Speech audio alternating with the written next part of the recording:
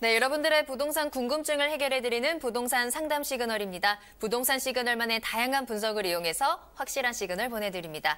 자, 오늘도 김윤재 이사님과 함께 여러분들의 궁금증 하나하나 차근차근 풀어가 보도록 할게요. 오늘 첫 번째로 만나볼 상담은요, 전화로 연결해 보도록 하겠습니다.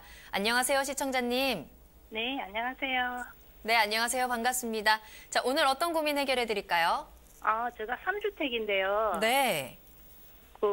등촌동에 두부 하이츠 빌라 전망하고요. 전망이요. 네. 예. 원당 4구역 재개발 조합원인데, 양도세 문제 때문에 전화드렸어요.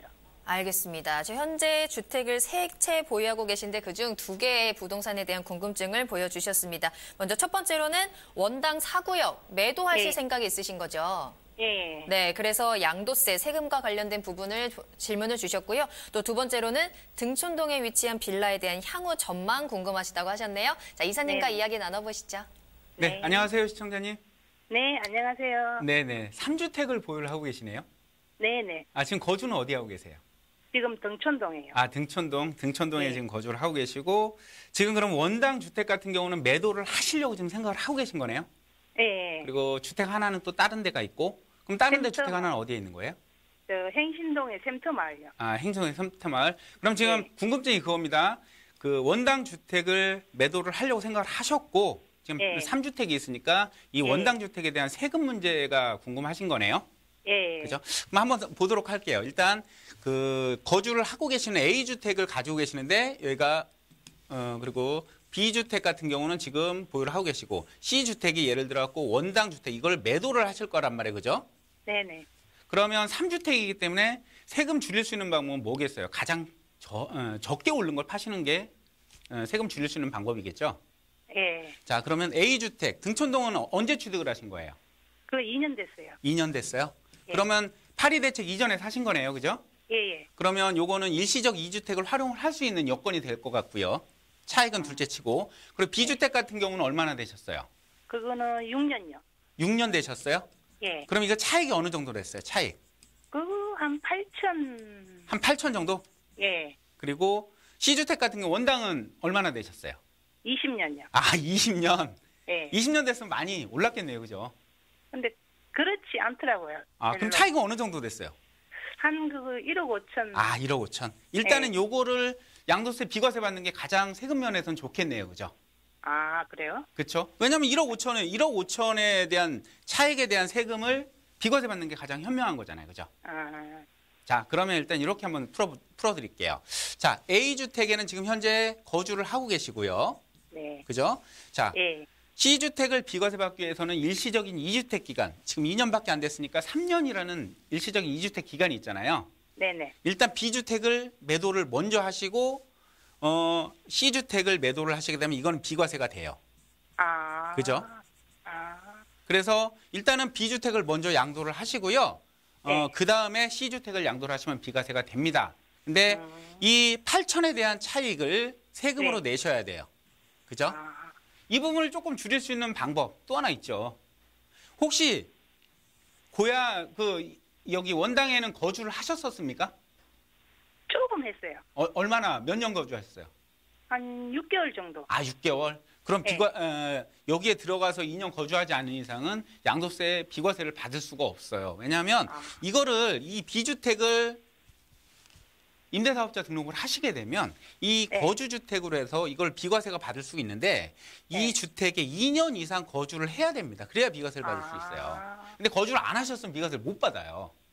그래서 여기서 할 수 있는 방법은요. 네. 이 B주택을 매도를 하세요. 그리고 C주택을 비과세 받으시고 A주택을 나중에 또 비과세를 받으시면 되는 거세요.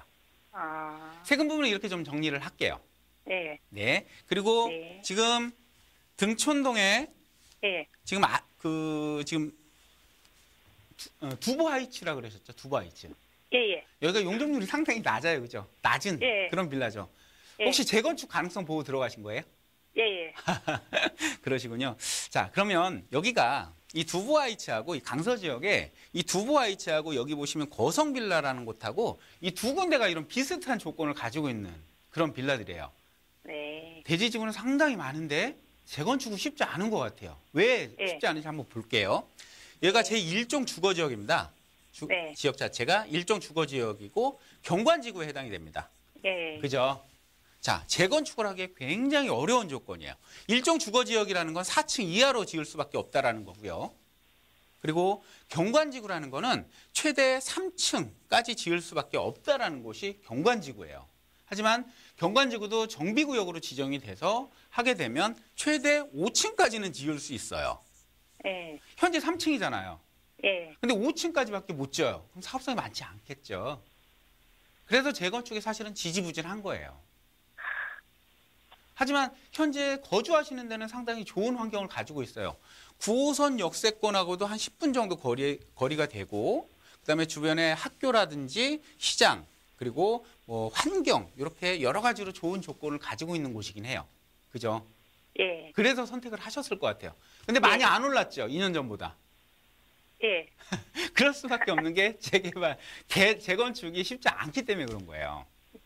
그래서 결론을 한번 내드리면요. 원당 주택 같은 경우는 20년 보유를 했는데 거기도 사실 많이 안 올랐어요. 근데 예. 1억 5천 원이라는 차익이 생겼기 때문에 거기 매도하시고요.